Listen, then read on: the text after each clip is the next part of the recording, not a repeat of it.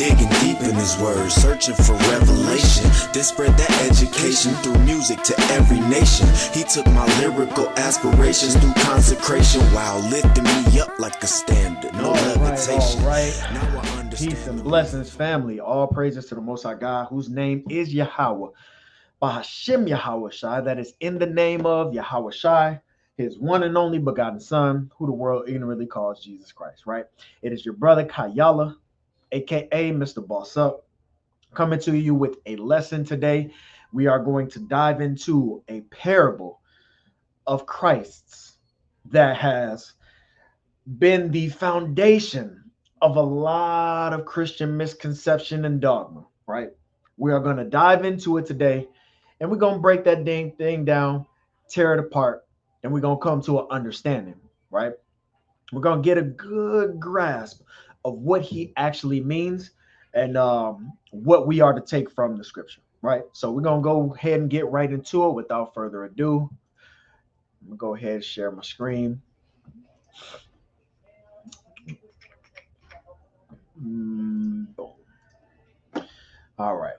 And we are going to go to the book of Luke, chapter 10. All right. All right. And we're going to start down at verse number. I'm going to start at verse number 25. All right. And it says, and behold, a lawyer stood up to put him to the test, right? So you got to remember, first and foremost, is letting us know that this question or this conversation that's about to take place is made to test or tempt Christ, right? Teacher, what shall I do to inherit eternal life? What was Christ's response? He said to him, what is written in the law? How do you read, right? This gives us a basic understanding of what Christ's entire perspective was on getting eternal life. How do we go about doing it? How do we attain it? How do we obtain it? He said, what is written in the law, right? Because the things that are contained in the law are going to be the things that bring us into what's necessary for eternal life, keeping the commandments, right? We see that same sentiment uttered and echoed all throughout the ministry of Christ, right? So here, when the question is posed to him, his answer is simply, what is written in the law? How do you read? Right? Let's see what the response was. Verse 27, and he answered, you shall love the Lord your God with all your heart and with all your soul and with all your strength and with all your mind, and your neighbor as yourself, right? Because remember, Christ said, as a matter of fact, Christ said in the book of, let's see,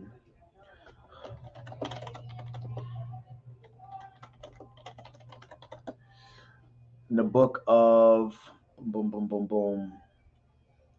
Matthew 22 and 40, right? Let's go to it. Matthew chapter 22, scrolling down to verse number 34. But when the Pharisees heard that, he has silenced the Sadducees that came together. And one of them, a lawyer, asked him a question to test him. Again, we see the same scenario where they're kind of trying to put Christ to the test, right? Trying to see where his knowledge was, trying to see whether or not he was going to speak against Moses, right? Because this was also one of the accusations of his. Verse 36, teacher, which is the greatest commandment in the law?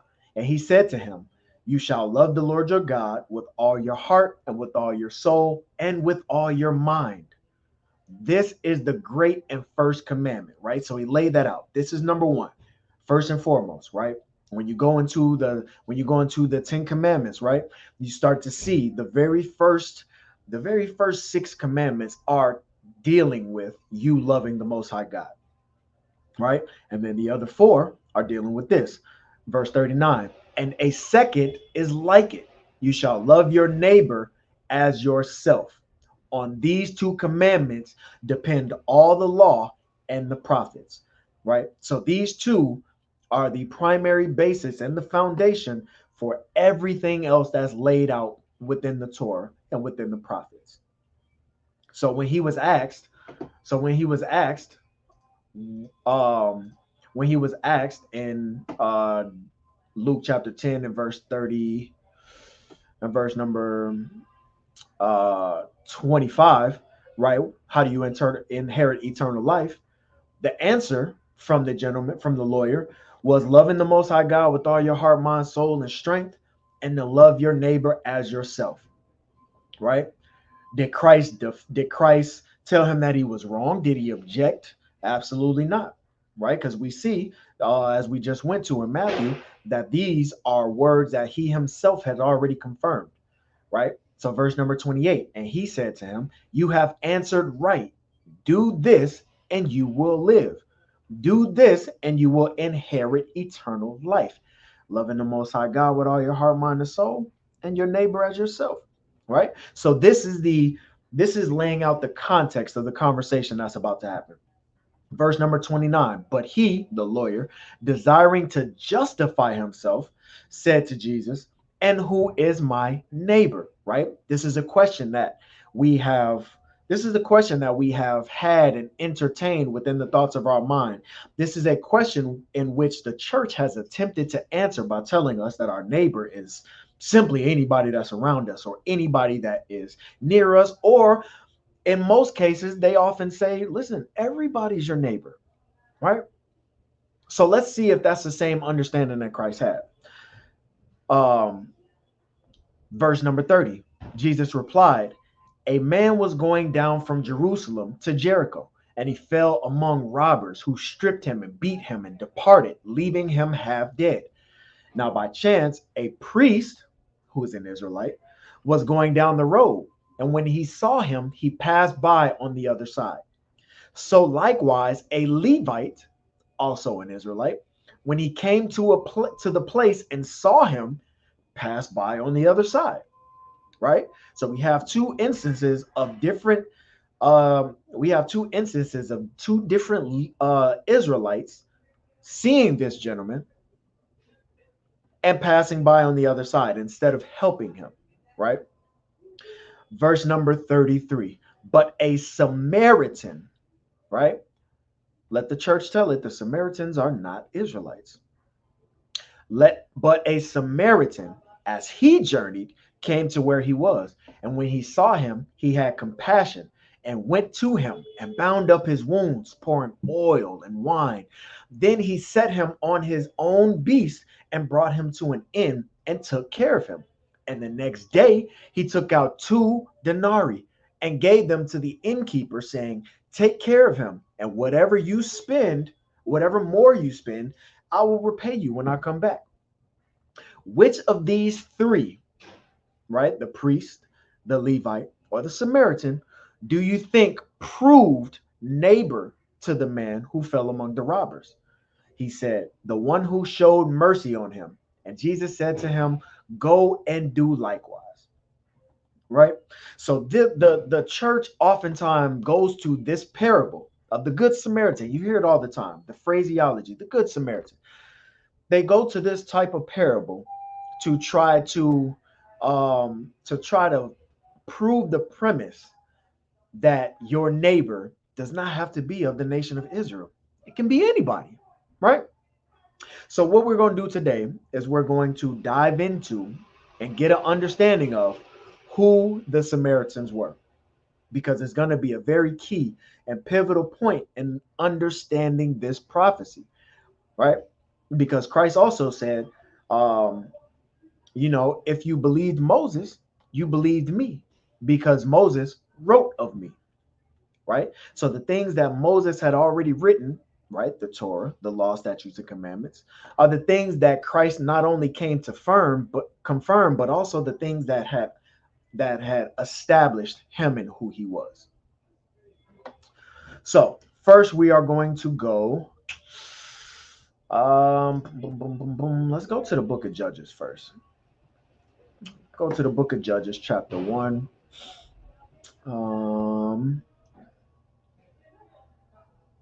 As a matter of fact, let's go to 1 Kings.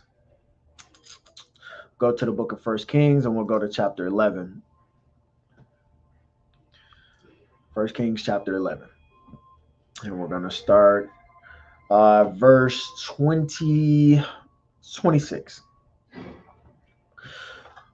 Jeroboam, the son of Nebat, an Ephraimite of Zerada, a servant of Solomon, whose mother's name was Zeruiah, a widow, also lifted up his hand against the king. And this was the reason why he lifted up his hand against the king. Solomon built Millo and closed up the breach of the city of his father, of David his father.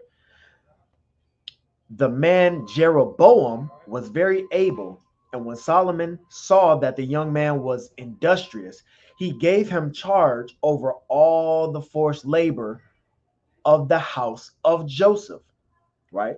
Joseph being the northern kingdom, right?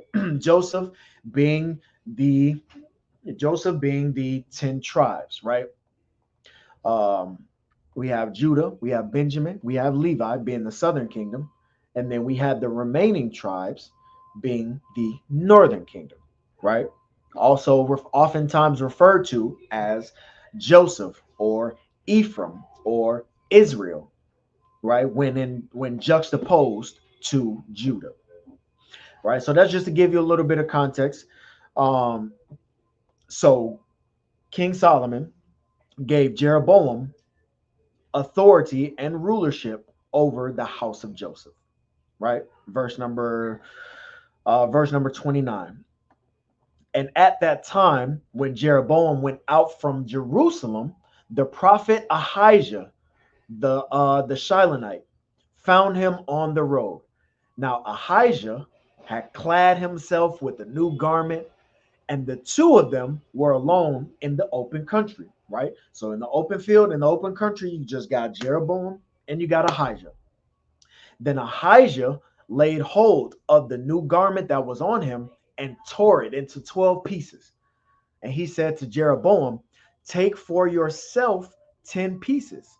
For thus saith the Lord God of Israel, behold, I am about to tear the kingdom from the hand of Solomon and will give you 10 tribes. But he shall have one tribe for the sake of my servant David and for the sake of Jerusalem, the city which I have chosen out of all the tribes of Israel. Right?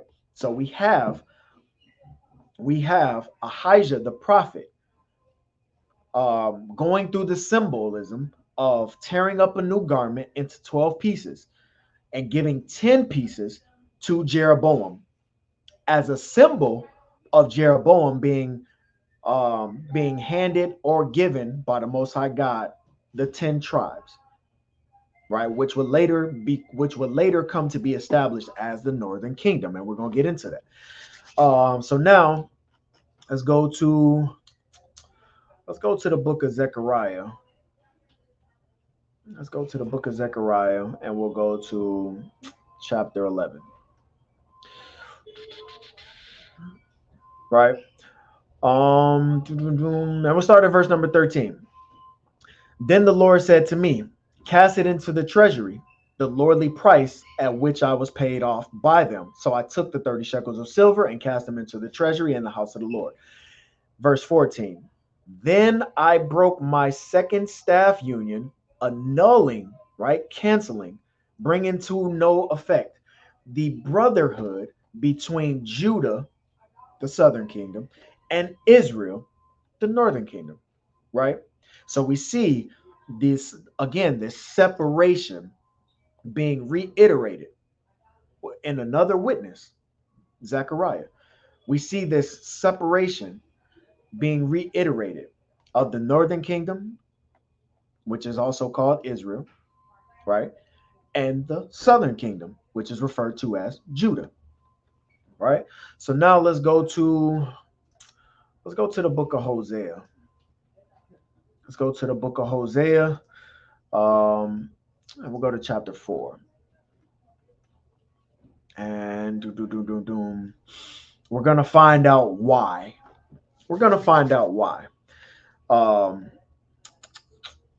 Verse number 17. Hosea 4 and 17. Ephraim is joined to idols. Let him alone. Let him alone. The verse 18, a band of drunkards, right? Spiritually drunk, they give themselves to harlotry. They love shame more than their glory, right? So because of their idolatrous ways, they have given themselves over to shame. They have given away their glory because they had not loved it, right? The glory that the Most High God had given Israel as a whole, as a nation. Ephraim, also known as Israel, also known as Joseph, the house of Joseph, had gotten away from that in order to cling to idolatry, right? And we're going to go into the book of Second Chronicles to verify that, just to validate that. Second Chronicles, let's go chapter 10, right? We're going to kind of skip around here just a little bit because I want to kind of hit some main points without having to go through the entire chapter, right? So we'll start at verse number 1. Rehoboam went to Shechem, for all Israel had come to Shechem to make him king. Rehoboam is the son of Solomon, right? So King Solomon is the king over the southern kingdom, Judah, and Jeroboam is made the king or the ruler over the northern kingdom, Israel, right? Now, when Solomon is dying or Solomon passes away, Rehoboam, his son, is raised up to reign in his stead. Right, so this is where we get Rehoboam from. Chapter 10, verse number 1. Rehoboam went to Shechem, for all Israel had come to Shechem to make him king. And when Jeroboam, the son of Nebat, heard of it, for he was in Egypt, whether he had fled from King Solomon, then Jeroboam returned from Egypt.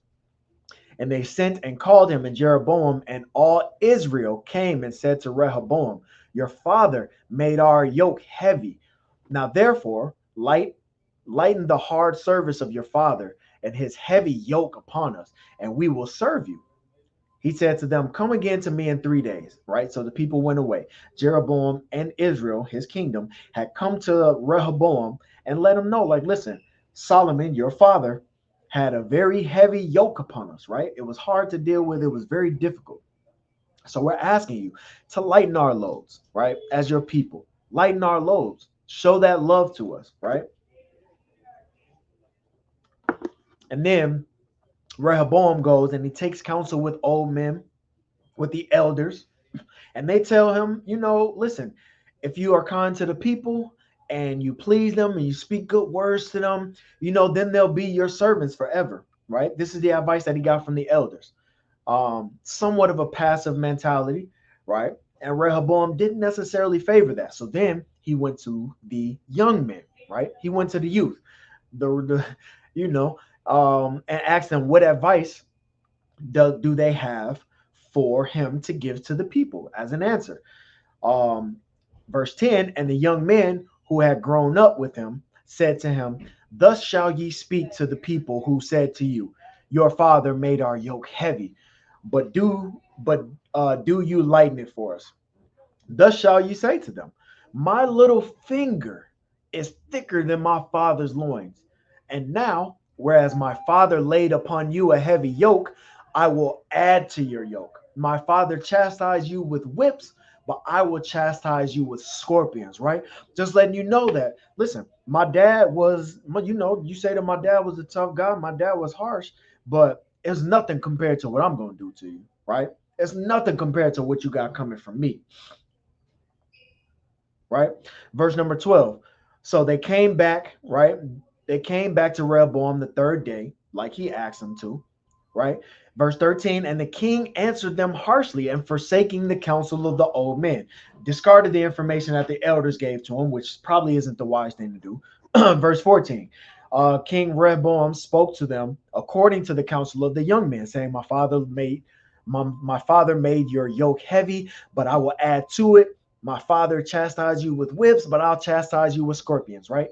So the king did not hearken to the people, for it was a turn of affairs brought about by God that the Lord might fulfill his word, which he spoke by Ahijah the Shilonite to Jeroboam, the son of Nebat, right? So again, the same thing that we see with the Pharaoh, right? The Most High God hardened his heart in order for his purpose to be brought out and fulfilled. The same way that the Most High God hardened the heart of Rehoboam so that his purpose might be played out and fulfilled, right? And we're going to skip down to verse number 17. But Rehoboam reigned over the people of Israel who dwelt in the cities of Judah, right? So we have northern kingdom people. Don't miss this. We have northern kingdom people, northern kingdom Israelites, right? Dwelling in the cities of Judah. That's key. Don't lose that. Keep that. Hold that. Verse 18. Then King Rehoboam sent Hadaram, who was the taskmaster over the forced labor, and the people of Israel stoned him to death with stones. King Rehoboam made haste to mount his chariot to flee to Jerusalem. So Israel has been in rebellion against the house of David to this day. All right. So we have the northern kingdom in rebellion to the southern kingdom's leadership, right? But we have some of the northern kingdom dwelling in the cities of the southern kingdom. It's powerful. Now I'll show you why, right? We're going to go to the very next chapter. We're going to continue this. Go right into the next chapter, chapter number 11 and verse number 1. Uh,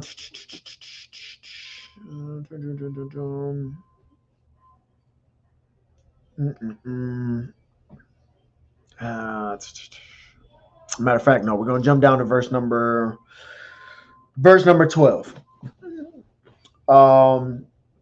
Matter of fact, 5.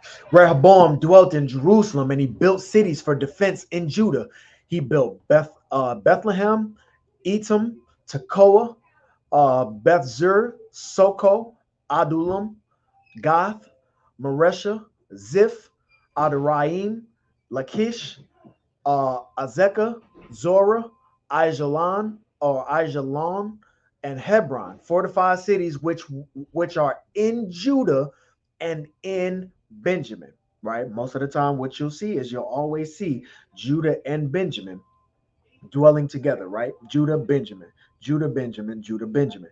However, we have an understanding that the southern kingdom consisted of Judah, Benjamin, and Levi, right?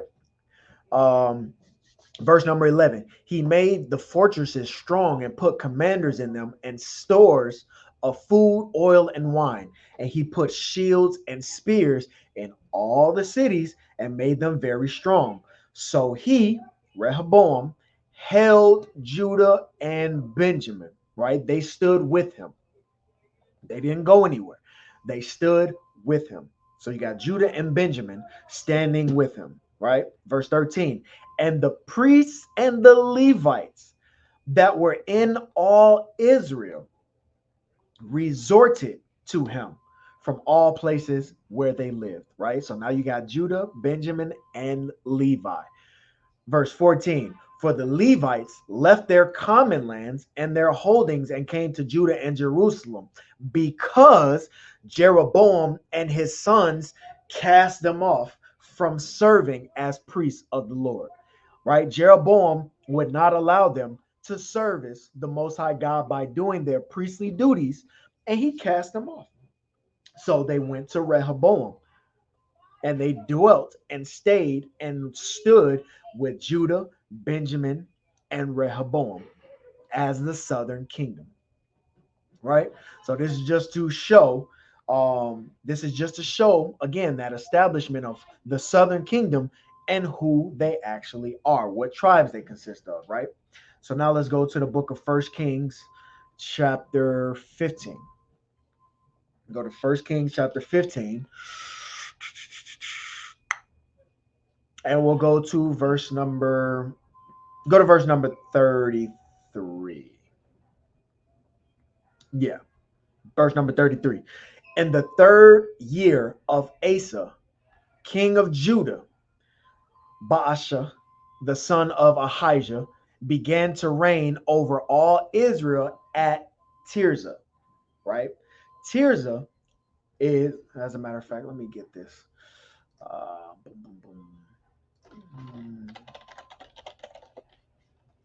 Let's get this real quick.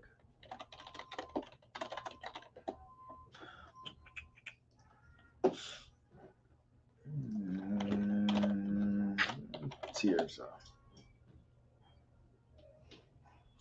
1 Kings 15 and 33. I'm going to go here. Tirzah. Salakia. Tirzah. Strong's H8656. Right? Boom. We have Tirzah. We see one of the five daughters of Zelophehad, the son of uh, Hefer of the tribe of Manasseh, right? We know that that's not what it's talking about in this situation. One of the kingdoms on the west of the Jordan conquered by Joshua and the Israelites. This is later, so we're not talking about this. Verse number 3, a Canaanite city, later the capital of the northern kingdom of Israel, right? So Tirzah is the capital city at this time of the northern kingdom of Israel, right? The southern kingdom has Jerusalem as their capital.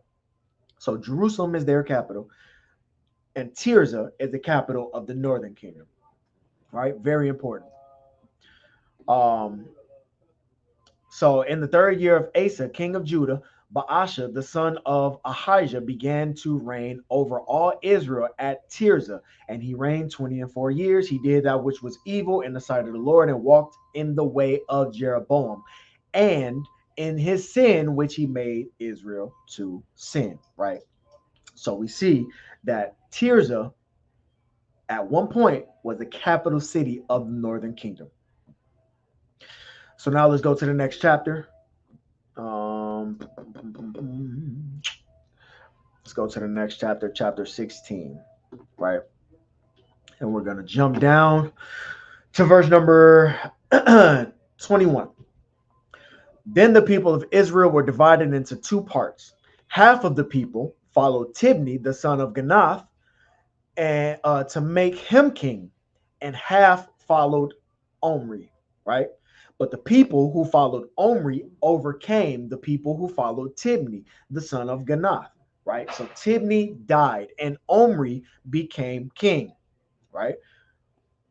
This is going into the king of the northern kingdom, right? Verse number 23. In the 31st year of Asa, king of Judah, so Asa is the king of Judah, Omri began to reign over Israel, and he reigned for 12 years. 6 of those years, he reigned in Tirzah, right? So he only reigned at that capital city, Tirzah, for 6 of those 12 years that he actually reigned in totality, right? Where did he reign the other 6 years? Let's keep going. Verse 24, he bought the hill of Samaria from Shemer for 2 talents of silver, and he fortified the hill. He called the name of the city which he built Samaria, after the name of Shemer, the owner of the hill, right? So we have Omri reigning over the northern kingdom for 12 years. 6 of those years, he reigned at Tirzah. The other 6, he reigned on a hill called Samaria that he bought, right? Why? Why did they establish the changing of the capital cities, right? Well, because let's look at it. Jerusalem was a city on a mount, right? Jerusalem had a mount. The northern kingdom always wanted to model themselves after the southern kingdom, right? Southern kingdom had a capital city. Northern kingdom want to have a capital city. Southern kingdom has their city on a hill. Northern kingdom want to have their city on a hill, right? Also for purposes of defense, right? They looked to be a more defensed city, right? And if we go and take a look, as a matter of fact, let's take a look here.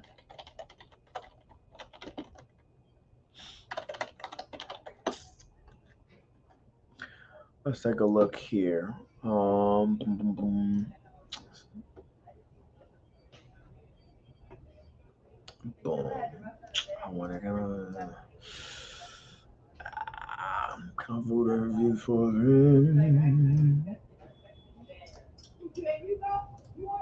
Let's go back to it. Review the image. Boom. Right. So you have. Let's magnify just a little bit. Right. You have. If you know anything about, if you know anything about topography, right? If you know anything about topography, you'll understand that the colors on this map all mean something different, right? The green, the more green that it is, the lower the land elevation is, right? The brighter brown, the brighter that it is, the higher the elevation, right? And we can see here at Tirza, it is more close to the base of the mountain range, right?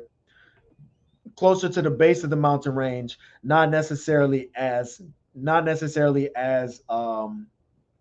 protected, right? But into the land and into the mountain ranges, here you have Samaria elevated, right? Elevated in the midst of the mountains. This is what he means when he says that he bought a city on a hill, right? So again, this is another reason they wanted to transition the capital city to to the likes of Samaria, right? Now let's get back to boom, boom, boom, boom, boom. Matter of fact, let's hit the book of Isaiah chapter 7, right? Just to confirm that the establishing of Samaria of being their capital city was official, right? So we'll go to the book of Isaiah chapter 7 and we'll start at verse number 8. It says, "For the head of Syria is Damascus, and the head of Damascus is Rezin," right? "Within 65 years, Ephraim will be broken to pieces so that it will no longer be a people." Verse number 9, "And the head of Ephraim, the head tribe of the northern kingdom, is Samaria. And the head of Samaria is the son of Remaliah," right? So you have Ephraim having Samaria being their capital city. All right, now let's go to the book of 2 Kings. And we'll go to the book of 2 Kings, chapter 17. And we will kind of jump around just a little bit here. Starting at verse number 1. "In the 12th year of Ahaz, king of Judah, Hoshea, the son of Elah, began to reign in Samaria over Israel, and he reigned 9 years," right? So you have Ahaz, king of the southern kingdom, king of Judah, and then you have Hoshea, the king or the person that's reigning over Samaria in Israel, the northern kingdom, right? And he reigned 9 years. And he did that which was evil in the sight of the Lord, yet not as the kings of Israel who were before him. Against him came up Shalmaneser, king of Assyria, and Hoshea became his vassal and paid him tribute, right? So the king of Assyria came up against the king of Assyria, Shalmaneser, came up against Hoshea and the northern kingdom, right? Verse number 5.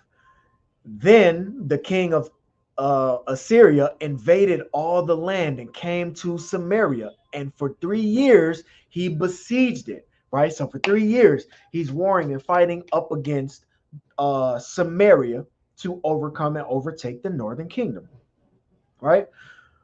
In the 9th year of Hoshea, the king of Assyria captured Samaria, right? He captured Samaria. After 3 years of fighting, he finally captured Samaria. And he carried the Israelites away to Assyria. and placed them in Halah and on the Habor, the river of Gozan, and in the cities of the Medes, right? So you have the king of Assyria, Shalmaneser, who is taking over Samaria, the northern kingdom, and he has transplaced the Israelites that were residing there, right? So he's taken them out, brought them to Assyria.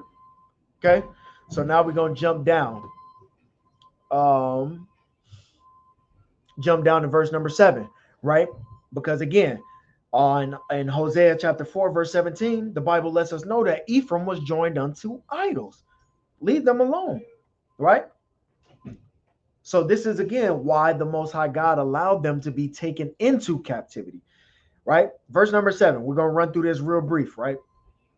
And this was so because, right? So now it's going into the reason why the Most High God allowed the king of Assyria to overcome the northern kingdom. And this was so because the people of Israel sinned against the Lord their God, who brought them up out of the land of Egypt from under the hand of Pharaoh, king of Egypt, and had feared other gods and walked in the customs of the nations, right? Whom the Lord drove out before the people of Israel, and in the customs which the kings of Israel had introduced. And the people did secretly against the Lord their God things that were not right. They built for themselves high places at all their towns, from watchtower to fortified city. They set up for themselves pillars and asherim on every high hill and under every green tree. And they burnt incense on all the high places as the nations did, whom the Lord carried away before them. And they did wicked things, provoking the Lord to anger. Verse 12, and they served idols, right? And they served idols, of which the Lord has said to them, you shall not do this, right? So again, the Most High God is making it very clear why he's allowed this to happen. Because they were moving and pivoting into idolatry in a very heavy sense. They did it everywhere, from watchtower to fortified city, from the beginning of the city to the ending of the city, right? From the suburbs of the country all the way to the ghettos of the country. They were doing it, practicing idolatry. So the Most High God allowed them to be taken into captivity, right? Now we're going to jump down to verse number 16. And they forsook all the commandments of the Lord their God and made for themselves molten images of two calves. And they made an Asherah and worshipped all the host of heaven and served Baal. And they burned their sons and their daughters as offerings, and used divination and sorcery, and sold themselves to do evil in the sight of the Lord, provoking him to anger. Therefore, right, therefore, as a result of this, the Lord was very angry with Israel and removed them out of his sight. None was left but the tribe of Judah only, right? But we know and have to remember the key points that number one, Benjamin and Judah were sticking together, right? Also, that there were northern kingdom Israelites that were dwelling in the cities of Judah, right? So we have Judah, we have Benjamin, we have Levi, and we have northern kingdom sprinkled in there as well, right? Just to further prove that, we know that Simeon. Let's go to the book of Judges, right? Because this has always been a thing as well. The book of Judges, chapter 1. We know that Simeon was rocking with his brother as well. Judges 1:1. After the death of Joshua, the people of Israel inquired of the Lord, who shall go up first for us against the Canaanites to fight against them? The Lord said, Judah shall go up. Behold, I have given the land into his hand. Verse number 3. And Judah said to Simeon, his brother, come up with me into the territory allotted to me, that we may fight against the Canaanites. And likewise will I go with you into the territory allotted to you. So Simeon went with him, right? And if we were to, let's take a look. Let's close out of this. Let's take a look at tribes of Israel land allotment, right?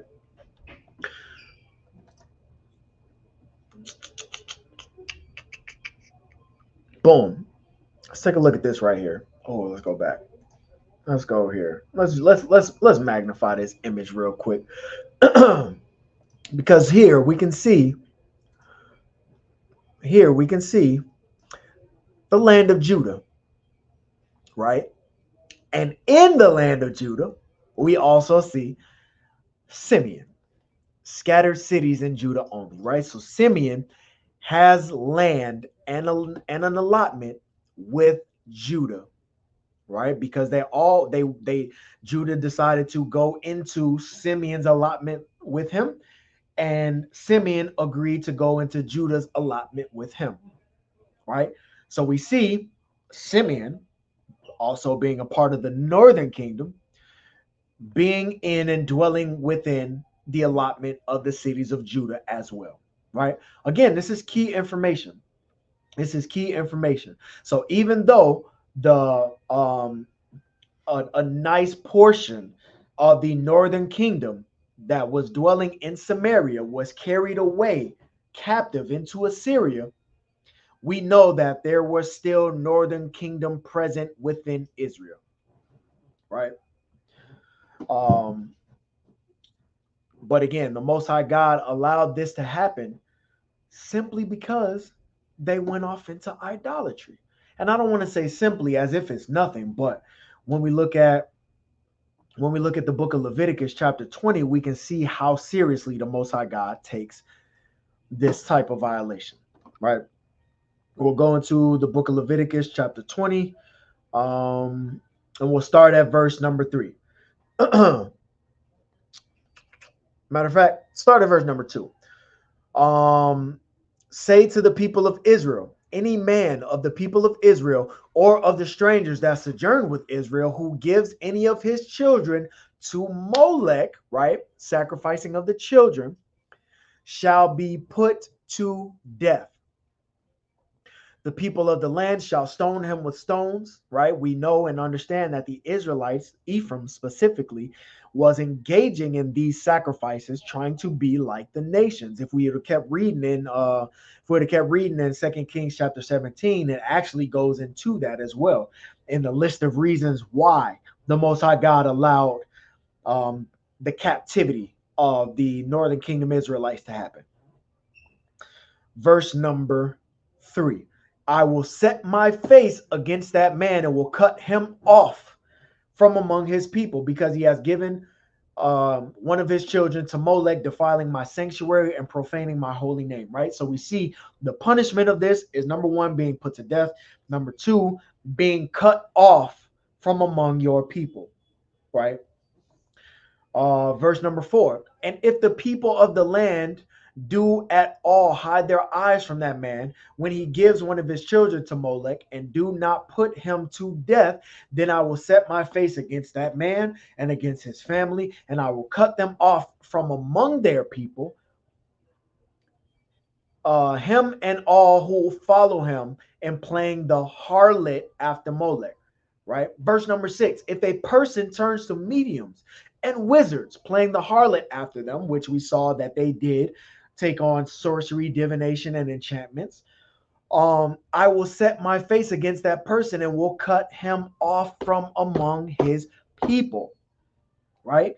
So again, Ephraim is joined unto idols. Let him alone. Now they've been cast off into captivity because of the idolatrous ways, because of going into sacrifices unto Molech, right? Into going into worship of these idols, into going into sorcery and wizardry, right? All of these reasons is why Ephraim, the northern kingdom, had been cut off, right? So we have a portion of them dwelling amongst Judah, And then we have a portion of them being taken into captivity into Assyria, right? Let's go. Let's go to the book of Hosea. Let's go back to the book of Hosea, and we'll go to chapter 7. When I would, and start at verse number 1. When I would heal Israel, the corruption of Ephraim is revealed, and the wicked deeds of Samaria. Right? Again, all of these things were taking places in Samaria, right? From one part of the country all the way into the other part of the country. For they deal falsely. The thief breaks in, and the bandits raid without. The thief going into the king of Assyria, and the bandits being his army, right? So again, the Most High God tells us, when I would have healed them, corruption was found in them, and wicked deeds of Samaria were found out. Right? Let's go back to the book of 2 Kings, chapter 17.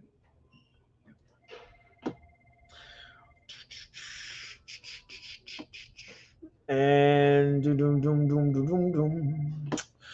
we'll go go down to verse number 24. Matter of fact, 23. 22. The people of Israel walked in all the sins which Jeroboam did. They did not depart from them until the Lord removed Israel out of his sight, as he has spoken by all his servants, the prophets. So Israel was exiled from their own land to Assyria until this day. And the king of Assyria brought people from Babylon, from Katha, from Ava, from Hamath, from Sepharvaim, and placed them in the cities of Samaria instead of the people of Israel. And they took possession of Samaria and dwelt in its cities, right? So we see that the Israelites were taken out, and then other people and other nations were brought in. Verse number 26. So the king of Assyria, or Salakia, verse number 25, at the beginning of their dwelling there, they did not fear the Lord. Therefore, the Lord sent lions among them, which killed some of them. So the king of Assyria was told, the nations which you have carried away and placed in the cities of Samaria do not know the law of the God of the land. Therefore, he has sent lions among them, and behold, they are killing them because they do not know the law of the God of the land. Right? Then the king of Assyria commanded, send there one of the priests whom you carried away thence, and let him go and dwell there and teach them the law of the God of the land. So one of the priests whom they carried away from Samaria came and dwelt in Bethel and taught them how they should fear the Lord. Right? So you have a priest dwelling in Samaria. You have Israelites of the northern kingdom and southern kingdom dwelling in Jerusalem and nearby. And you still have some other Israelites being brought into Assyria as captives, right? But let's take a look and see what happened to those Israelites that were dwelling in Assyria. It's the book of 2nd Esdras, chapter 13. And let's start at verse number 38.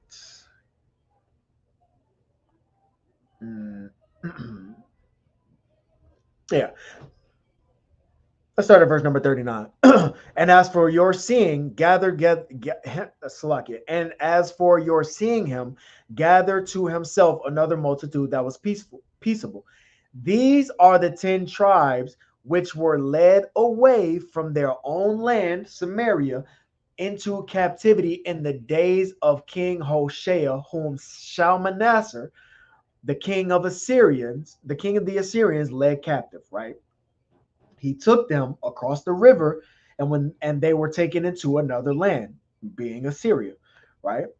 But they formed this plan for themselves, that they would leave the multitude of the nations and go to a more distant region where mankind had never lived.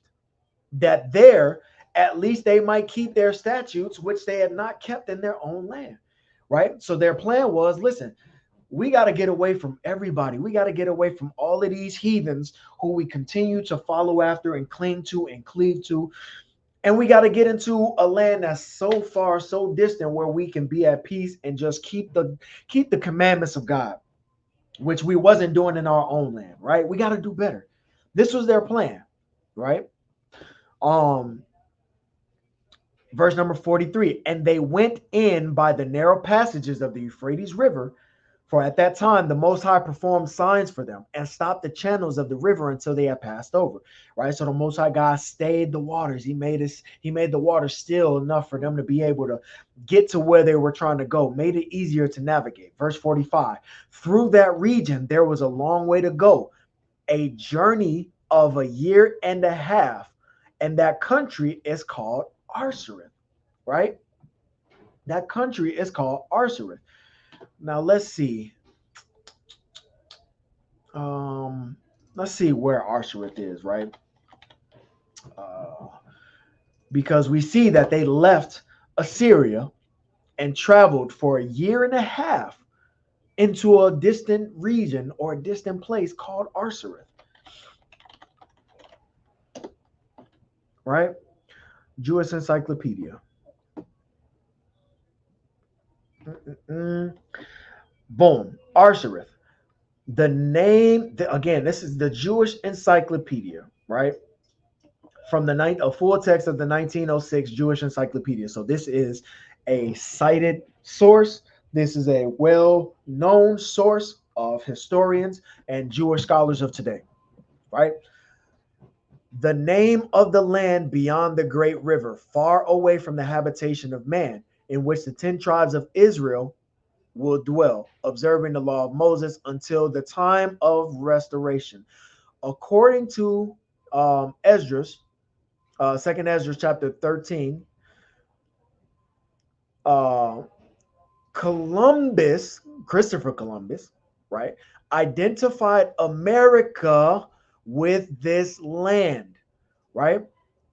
Arsareth is America, right? So the northern kingdom of Israel traveled from Assyria through the Euphrates River into the ocean, around the continent of around the southern tip of the continent of Africa into America. Took a journey of a year and a half to travel these waters, but they made it over here to the Americas, right? And this is why when you take a look at the 12 tribes chart, and you go into the histories of the northern kingdoms, especially those here in America, in the Americas, you have the ancient Aztecs and the ancient Mayans, right? That history of those peoples is linked with and tied directly to those of the northern kingdoms and tribes of Israel, right? That's how they got over here. That's how they got over here, right? Now watch this, because not only did they get over here, but they also came back. Portions, not fully. Verse number 40, let's read verse number 45 again. Through that region, there was a long way to go, a journey of a year and a half, and that country is called Arsareth, right? So they came to America.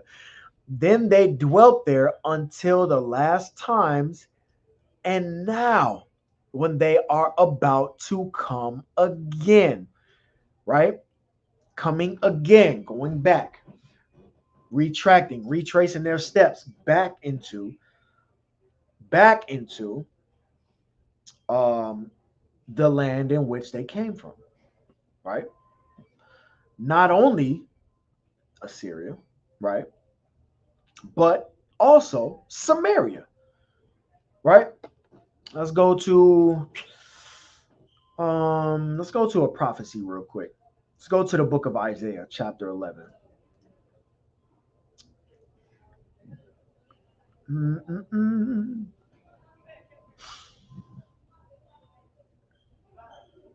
Let's see. Verse number. Let's go to verse. Let's start at verse number 11, right? In that day, the Lord will extend his hand yet a second time to recover the remnant which is left of his people, right? So there's people left, right? There's people left. There's people that are going to be left of Israel in these places. From Assyria, say it again, from Assyria, from Egypt, from Pathros, from Ethiopia, from Elam, from Shinar, from Hamath, and from the coastlands of the sea, right?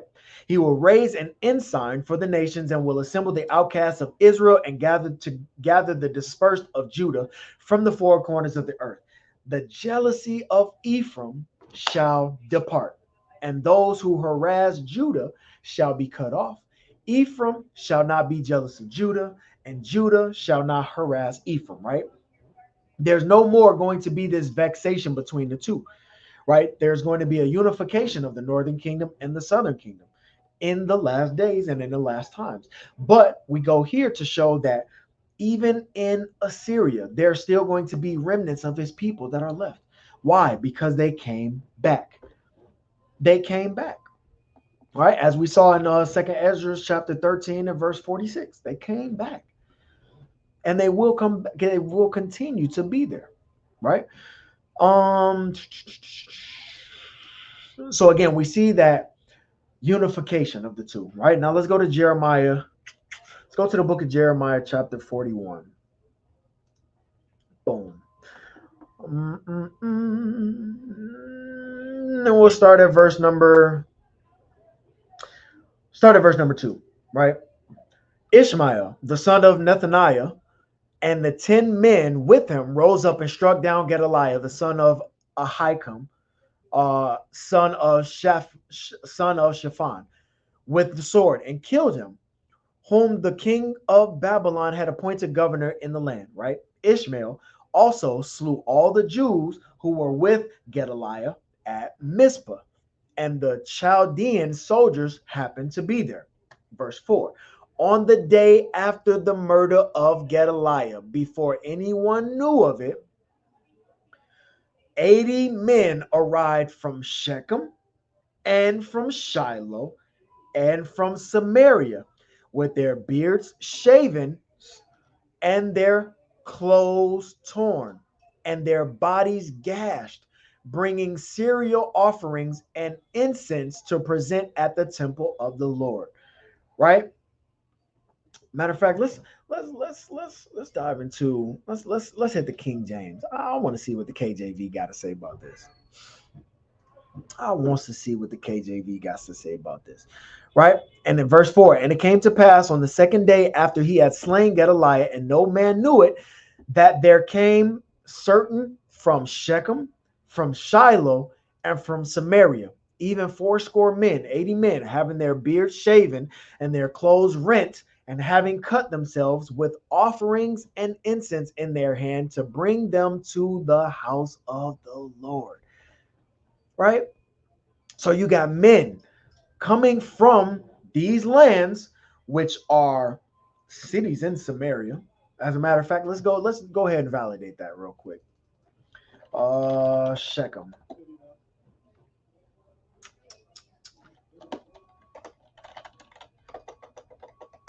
Shechem Bible map.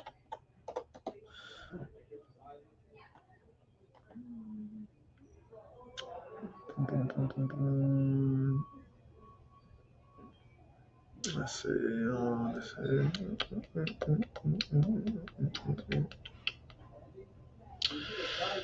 Nah. Let's go to a better one. Let's see here. All right, so you got Shechem. Matter of fact, let's check this out. Let's do it like this.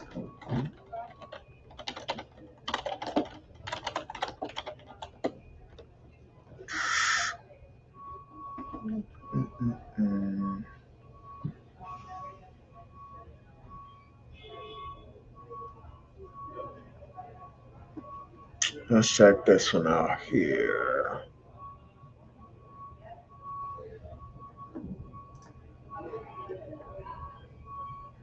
All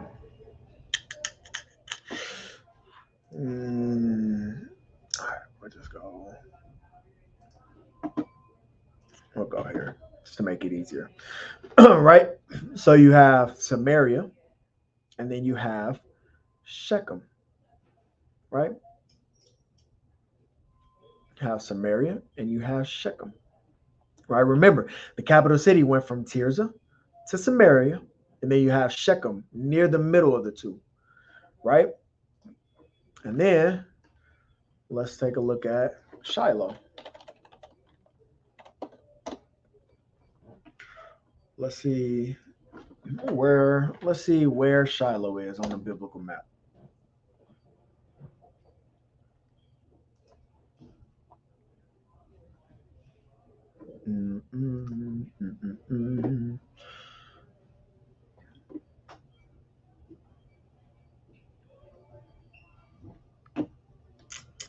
As a matter of fact, let's do it like this. Let's just we'll go to a search. Boom, boom, boom. Is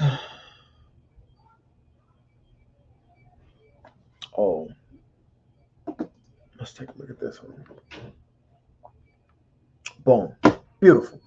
So you have Samaria, you have Shechem, and you have Shiloh, right? Again, this is the hill country of Ephraim and the hill country of Samaria and Manasseh, right? So this is all Northern Kingdom region, all Northern Kingdom territory. You got these 80 men that are coming from here to worship and sacrifice offerings unto the Most High God. If you ask me, it doesn't take a rocket scientist to put two and two together that these are Israelites, right? These are Israelites. Let's go back. Let's head back to the revised version, RSV, and we're going to let's hit the book of Hosea. All right. Hit Hosea, and we'll hit chapter 7. And this time, we're going to see that even though these other peoples, these other nations were brought to Assyria, Ephraim, the northern kingdom remnants, still mixed and mingled with them, right? Hosea chapter 7 and verse 8. Ephraim hath mixed himself among the people, right? Ephraim is a cake not turned. Strangers have devoured his strength, and he knoweth it not. Don't even realize that you giving your strength, you mixing and mingling with these people, and you're giving your strength over to them. Why? Because you have brought yourself into worshiping their gods. You brought yourself into acquiring and assimilating into their customs and their heritage and their practices, right? Gray hairs are here and there upon him, yet he knoweth it not. And the pride of Israel testified to his face, and they do not return to the Lord their God, nor seek him for all this. Ephraim is also like a silly dove without heart. They call to Egypt and they go to Assyria, right?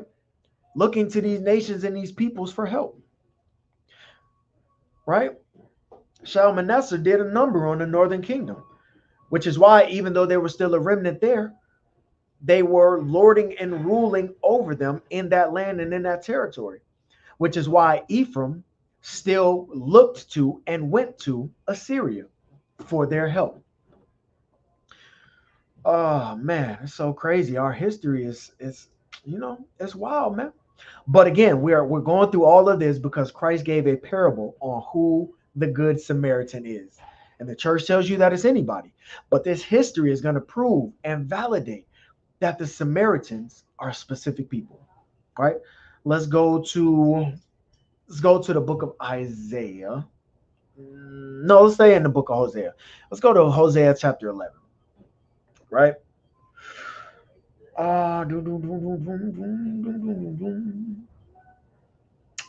Hosea chapter 11 and verse number 5. Start at verse number 5. He shall not return into the land of Egypt, and the Assyrian shall be his king, because they refuse to return to the Most High God, right? And the sword shall abide on his cities, right? We see that constant presence of these other nations and other peoples, including the Assyrians, lording over the northern kingdom, primarily Samaria, right?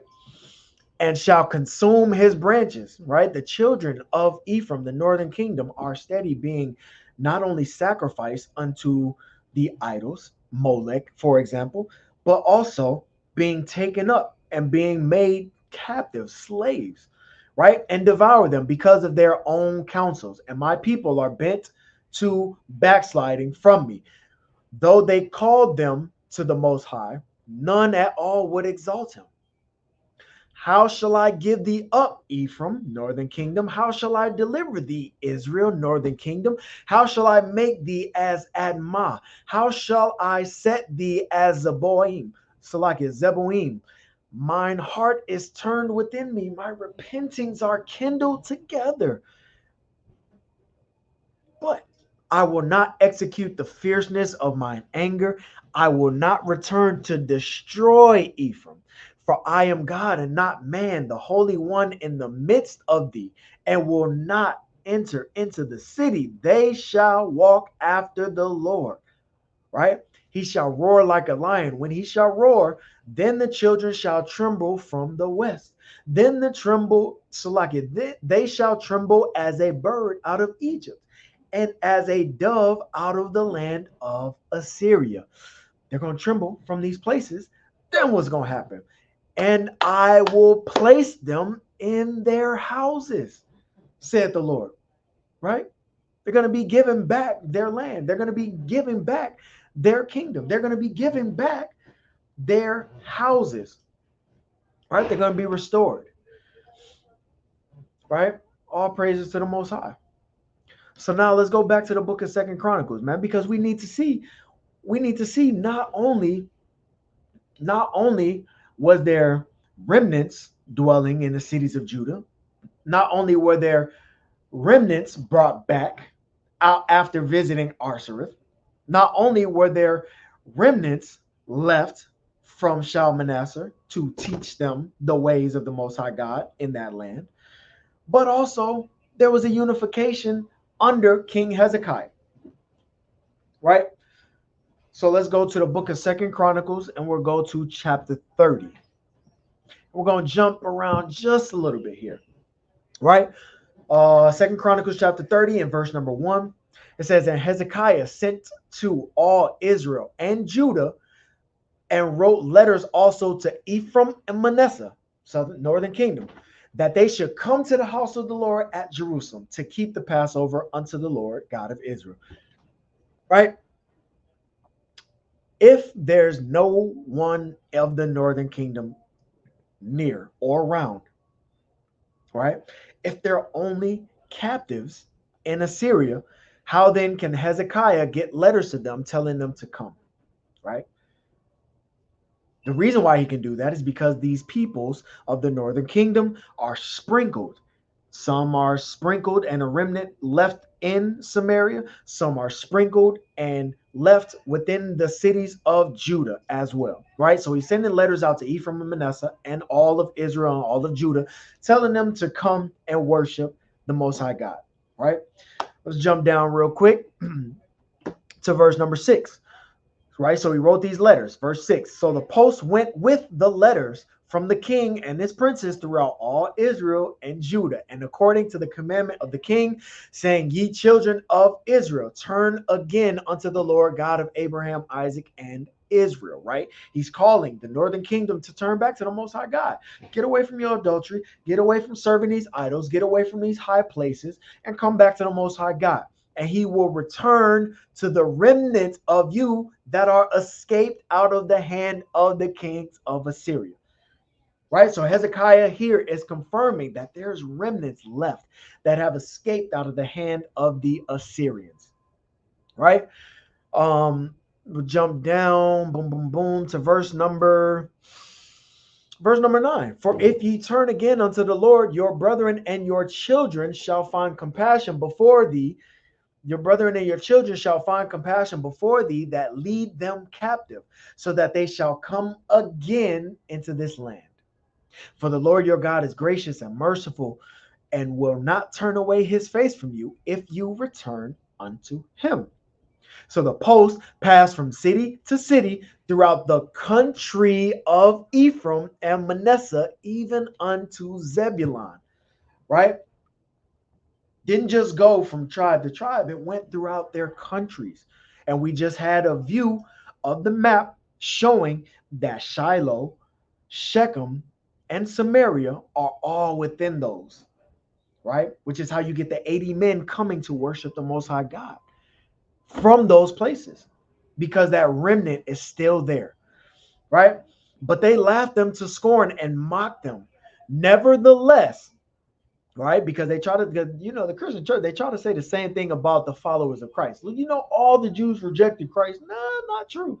There were some that did, but a majority of them did not. They accepted it, right? Same here. Verse number 11. Nevertheless, divers of Asher and Manasseh and of Zebulun humbled themselves and came to Jerusalem, right? Also in Judah, the hand of God was to give them one heart to do the commandment of the king and of the princes by the word of the Lord, right? So there's a unification here. There's a unification here of the northern kingdom and the southern kingdom, right? Let's jump down real quick to verse number, let's start at verse number 23. And the whole assembly took counsel to keep other 7 days, and they kept other 7 days with gladness. For Hezekiah, king of Judah, did give to the congregation 1,000 bullocks and 7,000 sheep, and the princes gave to the congregation 1,000 bullocks and 10,000 sheep, and a great number of priests sanctified themselves. And all the congregation of Judah with the priests and the Levites and all the congregation that came out of Israel and the strangers that came out of the land of Israel and that dwelt in Judah rejoiced, right? So you have the northern king, you have the southern kingdom, Judah, right? Benjamin, Levi, the priests, and all the congregation that came out of Israel, right? As we read above, Asher, Manasseh, Zebulun, and the strangers that came out of the land of Israel, right? And that dwelt in Judah, right? So we covered those that dwelt in Judah of the northern kingdom, right? Especially of Simeon, but also the others. And the strangers that came out of the land of Israel, right? It's important to understand that this is a reference but also a proof text for the strangers in the New Testament, right? And we'll see that in the book of Ephesians.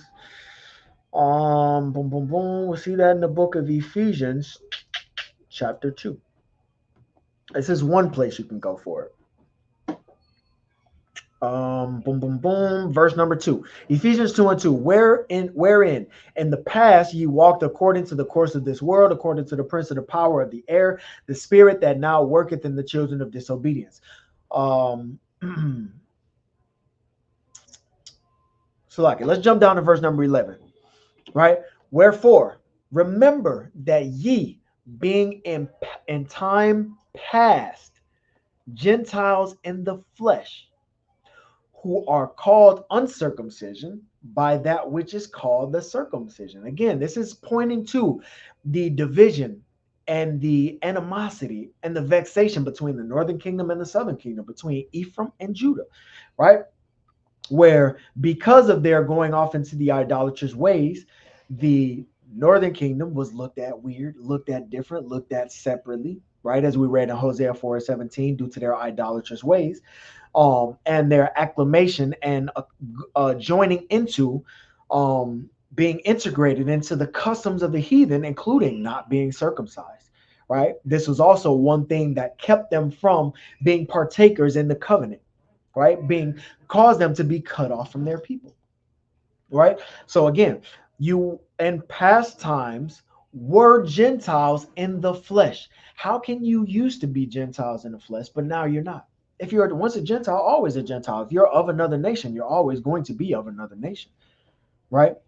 But they were treated as Gentiles by those of the circumcision, right? In the flesh made by hands, that at the time you were without Christ, being aliens from the commonwealth of Israel and strangers from the covenants of promise, having no hope and without God in this world, right? Not following the Most High God, not keeping his commandments, and without Christ, they were not able to receive that grace, that mercy, having that middle wall of partition to be torn down, that veil to be rent, and them to be brought back into the fold, into the covenant, which we see in Romans chapter 11, the grafting in, right? Which we see in Romans chapter 9, the Israelites receiving the adoption, right? Receiving those promises, which are only meant for the Israelites, right? So this is telling them that they were strangers from the commonwealth of Israel, right? But now they are grafted back in and made heirs into the covenants and the promises, right? This is what it's alluding to when we read Second Chronicles chapter 30, right? So let's just to stamp it, finalize it. We'll go back into Second Chronicles chapter 30 and read verse 25 again. Verse number 25, and all the congregation of Judah and with the priests and the Levites and all the congregation that came out of Israel and the strangers that came out of the land of Israel and that dwelt in Judah rejoiced, right? So we understand that there's the Sumerians and the Samaritans and the Samaritans, the people of Samaria, were indeed Israelites, right? Now that's all history. That's all Old Testament. That's all prophecy. Cool. Let's get it out. Let's get it out of the New Testament, right? Let's go ahead and solidify this thing in the New Testament. This is the book of John, right? Chapter 4. Starting at verse 5. As a matter of fact, let's start at verse number 3. 2. Though Jesus himself baptized not, but his disciples, he left Judea and departed again into Galilee. And he must needs go through Samaria, right? So he's traveling through Samaria. Again, according to Matthew chapter 15 or verse 24, he only came for the lost sheep of the house of Israel, right? So there's a reason why he's going through Samaria. Verse 5, then cometh he to a city of Samaria, which is called Sychar, right? We can see when we look on the Bible map, boom. Is this the one? That's not the one. The first one that I was looking at Samaria, right? And we were looking at the land elevation, boom. Sychar, right? Right next to Shechem, near Samaria, in between there and Tirzah, within the regions of the northern kingdom, right? Near to the parcel of ground that Jacob gave to his son Joseph, right? This is the land allotment. Now Jacob's well was there. Jesus, therefore, being wearied with his journey, sat thus on the well, and it was about the 6th hour. There cometh a woman of Samaria to draw water. Jesus said unto her, give me to drink, for his disciples were gone away into the city to buy meat. Then said the woman of Samaria unto him, how is it that thou, being a Jew, right, of the southern kingdom, Judah, Benjamin, Levi, thou being a Jew, as a matter of fact, let's Let's go ahead and validate that as well. Boom, boom, boom. Let's go to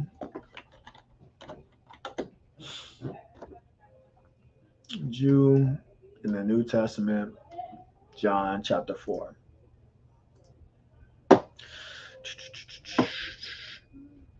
See what a Jew is.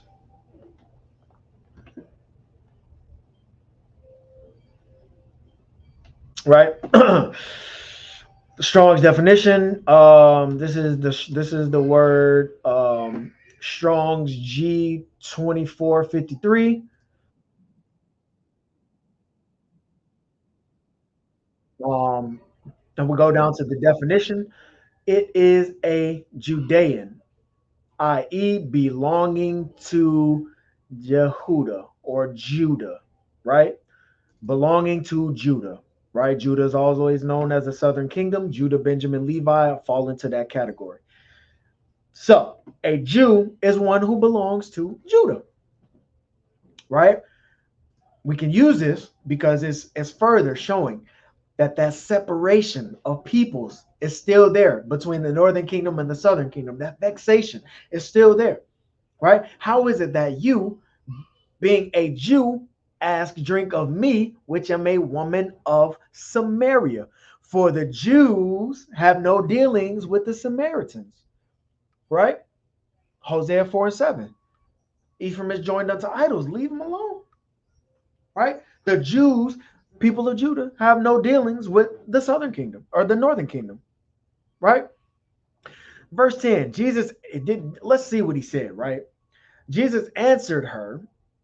Jesus answered and said unto her, if thou knewest the gift of God, and who it is that saith to thee, give me to drink, thou wouldst have asked of him, and he would have given thee living water. The woman saith unto him, Sir, thou hast nothing to draw with, and the well is deep. From whence then hast thou that living water? Here goes the most profound question in this entire context. Verse 12, she asked, Art thou greater than our father Jacob? Jacob, whose name was changed to Israel. Jacob, the progenitor of the Israelites. Jacob, the patriarch. Jacob. This woman is giving you and giving Christ, who knows things, right? She's giving Christ the common ancestry breakdown, letting him know, listen, we come from the same people. Art thou greater than our father Jacob? She's a Samaritan, but her ancestry goes back to Jacob, Israel, right? Which gave us the well and drank thereof himself and his children and his cattle. Let's see what Christ said, because he could have been like, listen, woman, those ain't your people, those ain't your relatives. He could have been like, well, I think you're mistaken. Let's see what he said. Verse 13. And Jesus answered and said unto her, Whosoever drinketh of this water shall thirst again. But whosoever drinketh of the water that I shall give him shall never thirst again. But the water that I shall give him shall be in him a well of water springing up into everlasting life. So he didn't deny what she was saying. He didn't deny the claim that she stated. He didn't object, right? He continued in the conversation. Verse 15.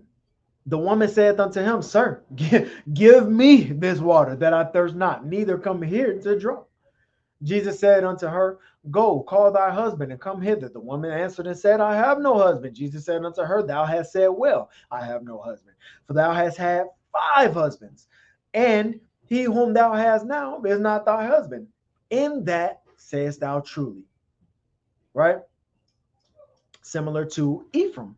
Similar to the northern kingdom. They've joined themselves unto idol. They've committed harlotries. They've committed spiritual fornication with different idols. They've committed adultery against the Most High, right? None of those are their husbands, right? She has said correctly.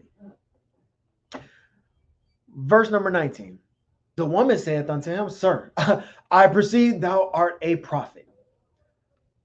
Our fathers worshipped in this mountain. What mountain is she talking about, right? It's important to know. It's important to know. Let's see. There is a mountain. Again, remember we were talking about the northern kingdom always wanted to model themselves after the southern kingdom. They wanted to be like their big brother Judah. They wanted to get it going the way that listen, Judah had a mount, right? Ephraim got to have a mount. Judah got a capital. Ephraim got a capital, right? So let's see.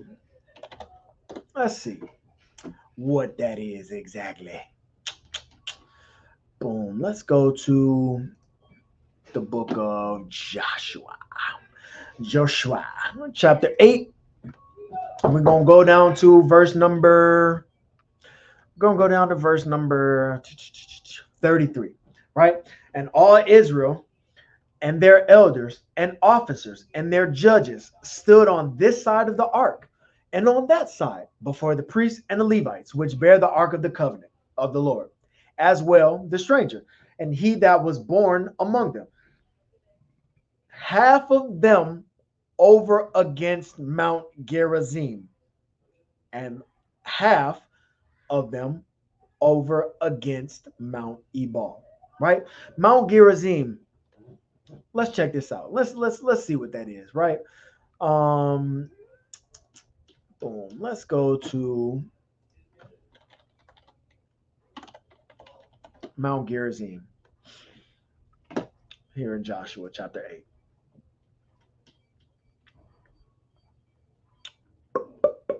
Boom.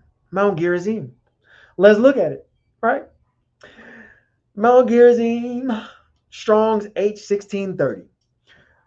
This is a mountain in northern Israel in Ephraim, near Shechem, from which the blessings were read to the Israelites on entering Canaan.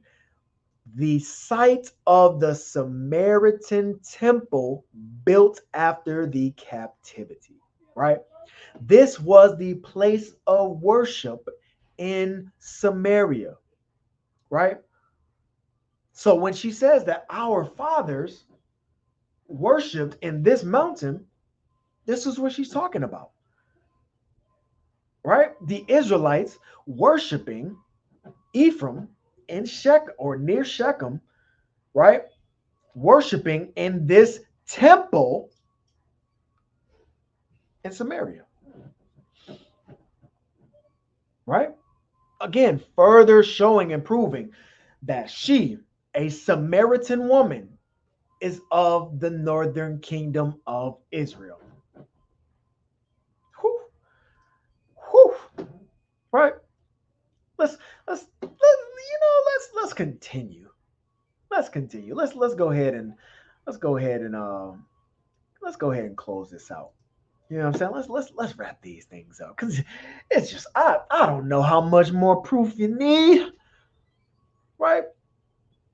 Our fathers, picking up in verse 20, our fathers worshipped in this mountain, and ye say that in Jerusalem is the place where men ought to worship. She can't relate. She can't relate. Why? Because the northern kingdom had their capital city and they had their temple where they worshiped, right? The southern kingdom had Jerusalem, right? Jesus said unto her, Woman, believe me, believe me, the hour comes when ye shall neither in this mountain nor yet at Jerusalem worship the Father. Right? You worship, you know not what. We know what we worship, for salvation is of the Jews. Right? Salvation is of the Jews. Right? Meaning that the salvation is coming from the Jews. Yeah, it's coming from the Jews. Right? And what comes from the Jews? Right? Let's see. Again, this is all Let's go to the book of Hebrews, chapter 7. What comes from the Jews? The Christ. All right. Hebrews chapter 7 and verse 14. For it is evident without a shadow of a doubt, it's clear, it is obvious that our Lord sprang out of Judah. Right? Christ came out of Judah. Right? So y'all worshiping what you don't understand, man. You're worshiping what you don't understand. Because salvation comes from the Jews. What comes from the Jews? Christ. Christ is our salvation. Right? His name literally means he delivers. His blood was shed for the remissions of sins. Right? He is the one in whom we look to in order to be brought back into the good mercies and the graces of the Most High God. His sacrifice is what brings us before the Father and presents us as righteous. This is how we get our forgiveness, right? So, out of the Old Testament, the New Testament, the Apocrypha, the history, the wisdoms, the words of Christ, the scenario, we get an understanding of who the Samaritans are, right? But this is why we want to understand who the Samaritans are, right? Luke chapter 10, going back to 30. Matter of fact, 33. But a Samaritan journey, right? And this is all going into the question that he asked in verse number 29. But he, willing to justify himself, said unto Jesus, and who is my neighbor? Christ laid out the parable to let them know that the Samaritans are their neighbors. Why? Again, Christ comes confirming nothing outside of the law, statutes, and commandments, right? So what he's saying about these people being your neighbors is already established. And let's check out where.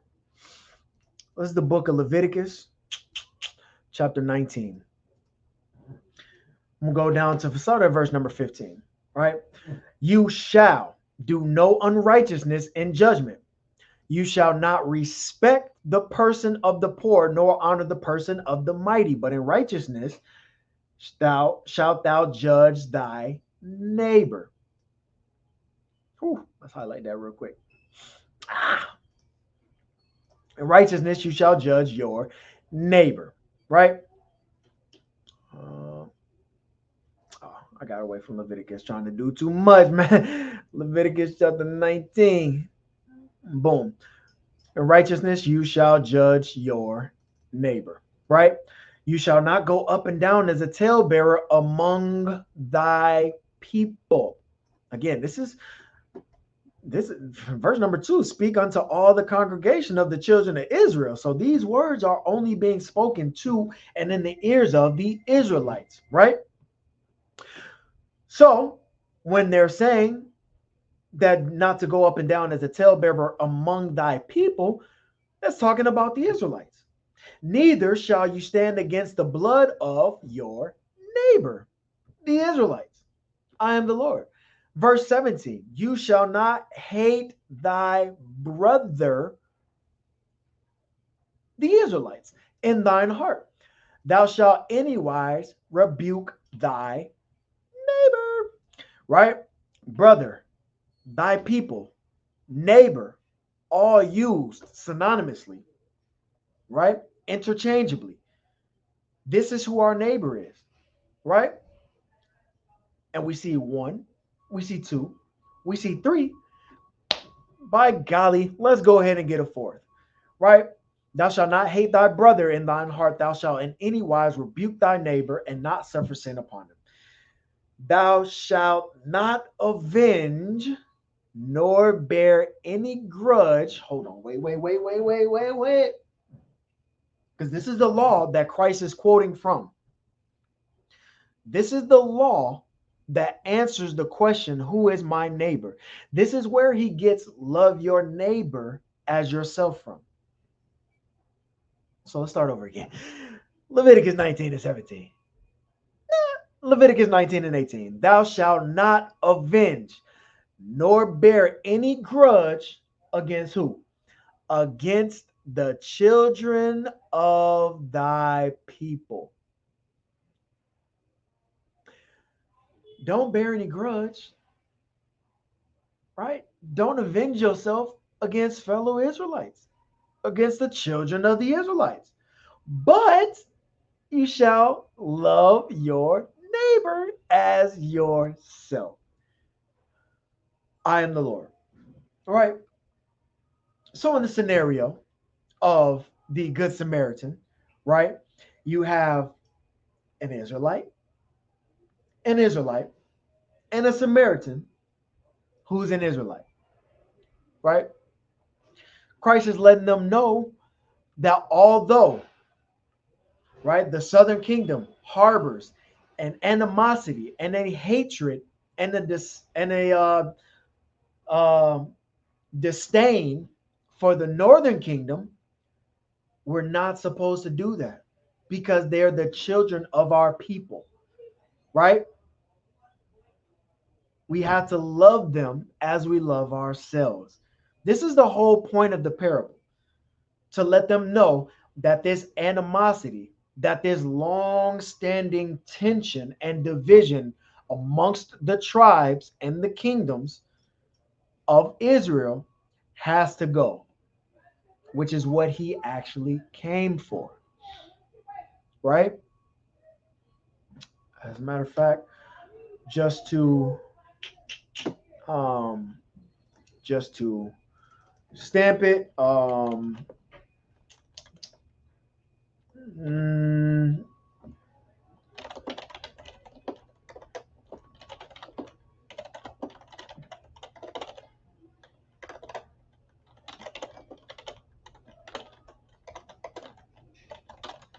boom. Let's go ahead. I think it's in Ezekiel. Boom. Ezekiel chapter 37. Right. And we're definitely going to close out and end on this note. But also, when you get to the New Testament, this is exactly what Paul and the apostles are doing. This is exactly what Peter and the apostles are doing, which is why when you read about Cornelius in Acts chapter 10 through 11, you see that same sentiment being brought to fulfillment, right? It's being revealed to Peter, who once had that same disdain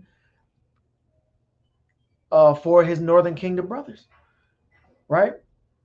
You can't have that, which is why the things that the Most High God has cleaned don't call common, right? He has brought back the northern kingdom from their idolatrous ways, right? He has repurposed and reestablished the unification of the two kingdoms, right? They're Israelites. Deuteronomy 7 and 6. There are people above all people that are on the face of the earth, right? The Most High God has sanctified them. Can't call that common. He's purposed them. He's made them his portion, according to Deuteronomy chapter 32 and verse 8. Right? Can't call that unclean. So this is the whole purpose of this parable of the Good Samaritan. Right? And we're going to go ahead and finish this out in the book of Ezekiel, chapter 37.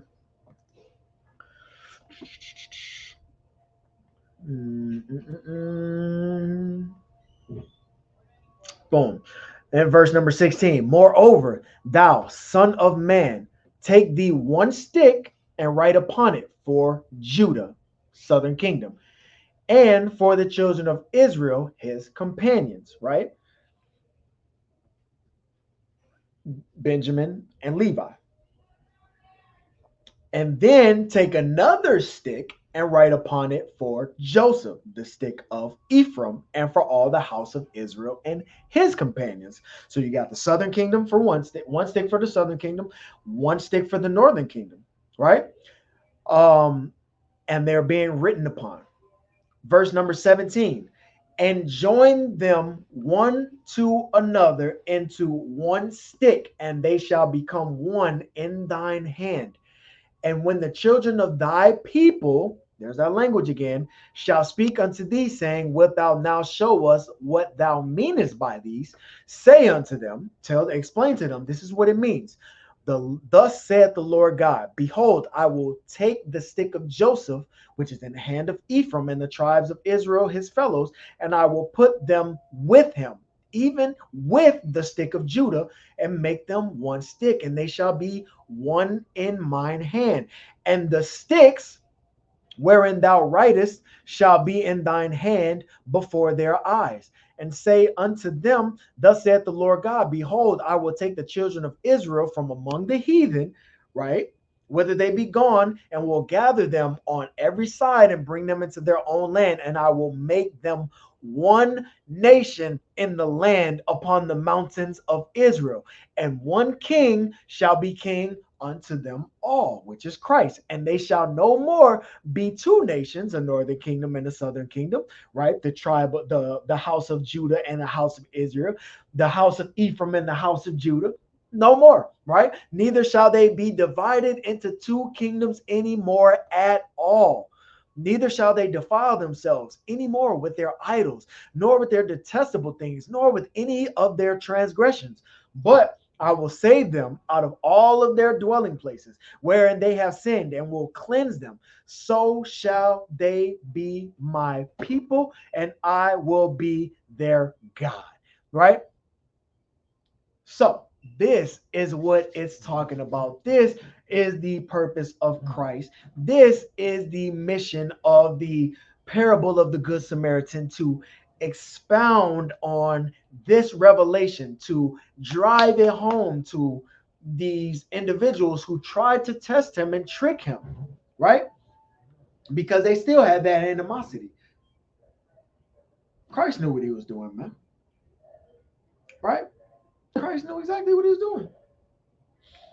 That's why Judah is not going to vex Ephraim anymore, and Ephraim ain't going to vex Judah no more.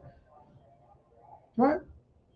So, when you talk about loving your neighbor, get an understanding that this is literally talking about the children of your people, no más, no less, no más, no menos, right?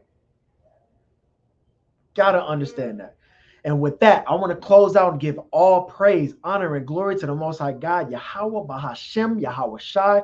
And your brother is going to salute out and say shalom. Don't forget, man. Boss up.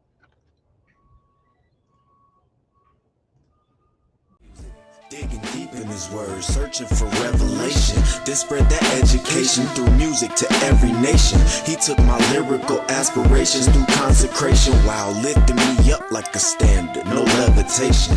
Now